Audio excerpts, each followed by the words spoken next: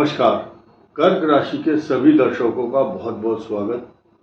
आज हम विशेष चर्चा कर्क राशि पर कर रहे हैं और ये इतनी खास है कि शायद आपने कभी अंदाज नहीं लगाया होगा। आज कर्क राशि के ऊपर बहुत बड़ा गुरु पुष्य योग है और आज की जो तारीख है 21 अगस्त इतनी महत्वपूर्ण होने वाली है और 22 तारीख भी, क्योंकि ये कर्क राशि में गोचर में जब चंद्रमा चलता है तो कर्क राशि को पल्लवित, पोषित, सुसज्जित, आकर्षित और महिमा मंडित होने के साथ साथ इनको मन को और तन को सजा देता है।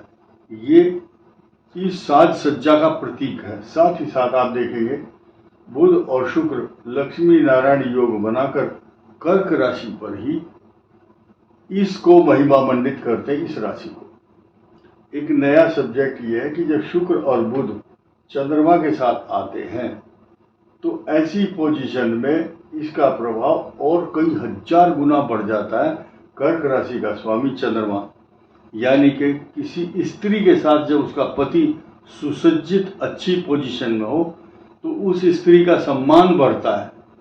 ठीक इसी प्रकार इस राशि का जब गुरु पुष्य योग हो, गुरुवार हो और पुष्य नक्षत्र भी हो, ये योग अपने आप में विशेष है। पूरे वर्ष साल में 2-3 बार ही ये योग आता है।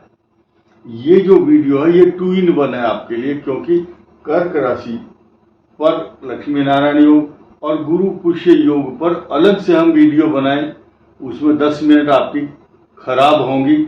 उससे अच्छा ये है कि इसी के साथ इस बात को भी सुन लिया जाए, क्योंकि चंद्रमा जब कर्क राशि के साथ होता है और गुरु पुष्य योग हो तो वो दिन उनके लिए महत्वपूर्ण होता है। 2 दिन तो खास, लेकिन अब ये कृष्ण पक्ष है। जैसे ही कृष्ण पक्ष की अमावस्या तक इस गुरु पुष्य योग का इस लाभ कर्क राशि को जरूर मिलता है। 2 दिन 3 दिन पहले और 2-3 दिन बाद। इसके अलावा आप देखेंगे कि ये साइड इफेक्ट और जो ग्रह हैं उनके इनको नहीं हो पाएंगे।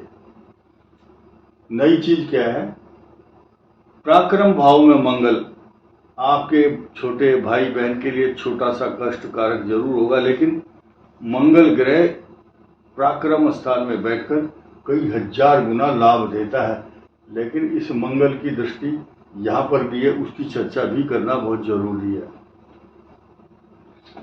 ये चर्चा किस प्रकार की है कि आपका जो भाग्येश है वो तो चला गया 12वें और मंगल यहाँ देखता है इसको भाग्य स्थान को, तो शनि मंगल का जो 180 डिग्री का है, जो एक दूसरे को देख रहे हैं, ये आपके कार्यों में थोड़ा विलंब कर रहे हैं। और बहुत लोग कर्क राशि वाले पिछले कुछ दिनों से मेरे से ज्यादा जुड़ रहे हैं, क्योंकि उनका जो अष्टम राहु उनको व्यथित पीड़ित कर रहा है। ये जरूरी नहीं कि सबका अष्टम राहु होगा। अधिकांश सन 88 के आसपास जिनका जन्म हुआ होगा या सन 2007 के आसपास, तो 18 वर्ष का पीरियड होता है। तो सन 2006-2007 के आसपास।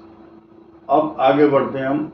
ये जो राहु है कष्टकारक है, लेकिन यहाँ अगर और कोई पाप ग्रह बैठा हुआ है कर्क राशि वालों के अष्टम में, या कर्क लगन से अष्टम, सीधी सीधी बात यह है कि पुनर्वसु, पुष्य और श्लेषा नक्षत्र के लग्न से या इनके राशि से अष्टम कोई भी पाप ग्रह, उसको इस बात का प्रिडिक्शन किया जा सकता है कि वो कष्ट देगा।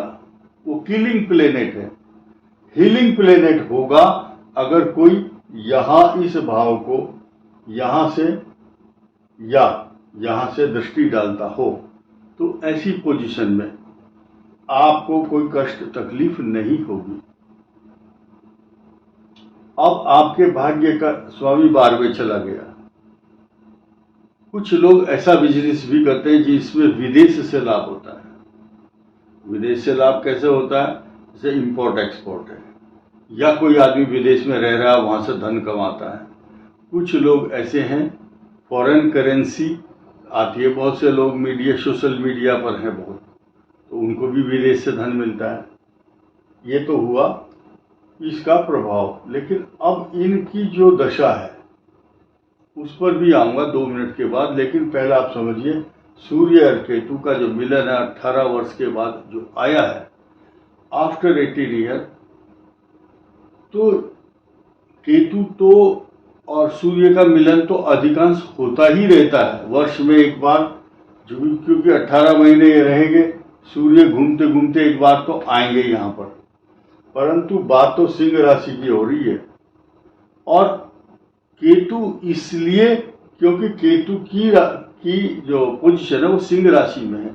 ये पोजीशन 18 वर्ष बाद ही आएगी अब, और ये सत्ता परिवर्तन के संकेत भी देते हैं। जब अपने राशि में सूर्य हो और अष्टम भाव में कर्क राशि से राहु है या पाप ग्रह है। ये बात इसलिए कह रहा हूं क्योंकि स्वतंत्र भारत की कुंडली में भी कर्क राशि है, तो ये सत्ता परिवर्तन कराता है। अब इस मंगल पर आते हैं। मंगल के सारे पॉजिटिव प्रभाव रहेंगे, क्योंकि इसकी दृष्टि शत्रु भाव पर भी है। शत्रुओं का विनाश, रोगों का विनाश होगा। अष्टम राहु आपको गुप्त चिंताओं से युक्त कराता है। भीतर ही भीतर घुट रहे हैं आप, कोई बात दिमाग के किनारे पे बैठी हुई है, वो निकल नहीं रही आपके मन से, क्योंकि कर्क राशि वाले हाइपर सेंसिटिव इमोशनल होते हैं। ऐसे व्यक्तियों को या तो पैरों के रोग या नाभि से नीचे के रोग, वाटर बॉर्न डिजीज, इन्फेक्शन, पेट में पानी भरना या वजन बढ़ना, इस टाइप की बातें होती रहती हैं।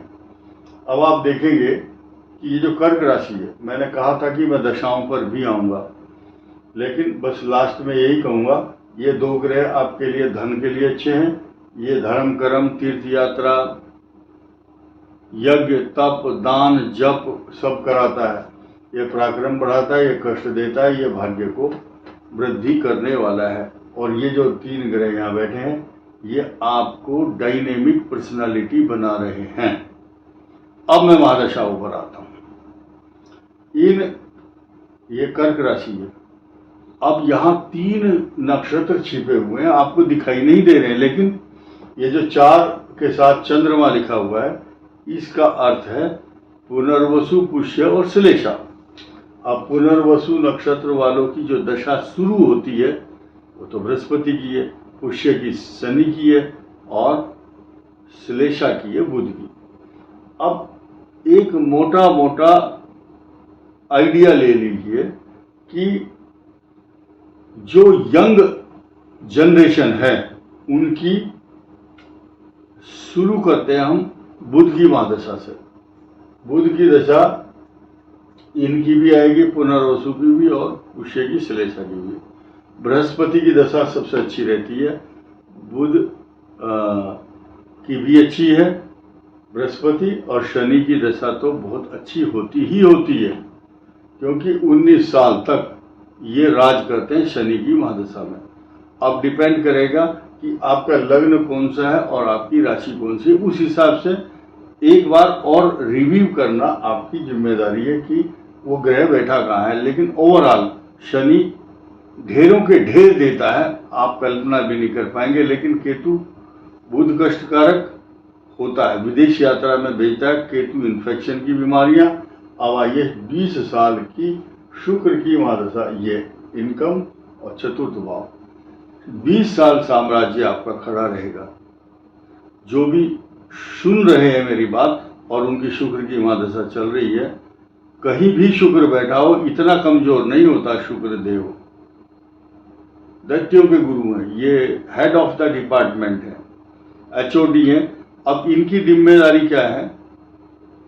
आपको भूमि, भवन, वाहन, सवारी, प्रॉपर्टी, पैसा, जायदाद तथा अच्छे अच्छे परफ्यूम, अच्छे अच्छे सिल्क के कपड़े और वैभव और सुख प्रदान करता है, लग्जरियस चीजें। इसके अलावा 28 और 29 तक का तो यह है ही, 29 को भी ये आपके लिए ग्रह अच्छा नहीं है, क्योंकि उस दिन आपका जो चंद्रमा होगा वो चतुर्थ भाव में होगा। चित्रा, स्वाति और विशाखा नक्षत्र जब आएगा ये आपके लिए कष्टकारक साबित होगा, ऐसा ग्रह बता रखा है। और ये अलर्ट डेट में भी हमने सूचित किया हुआ है आपको।